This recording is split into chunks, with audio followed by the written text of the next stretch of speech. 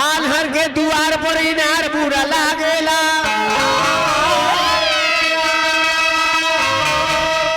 विधवा औरत के सिंगार बुरा लागेला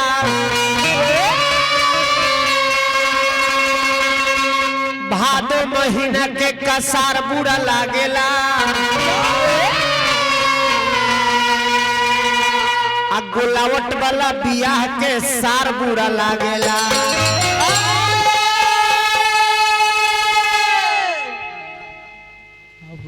ललका चावा खत्म हो गई का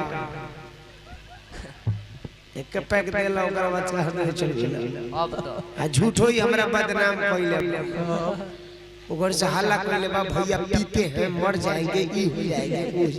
तू मर जैसे ई जी के झाट खड़ी बैठी म पिए तनी हम गाड़ फटता है तो जिसके पास माल होगा साला माल होई ना पिएगा जो साला का दाल से पेट नहीं भरता है वो माल पिएगा बोल बड़का जा माल होगा तब ना माल पिए दाल से पेट ना भरता है तो माल पिए लौड़ा पिएगा बता दूध दही खा लेता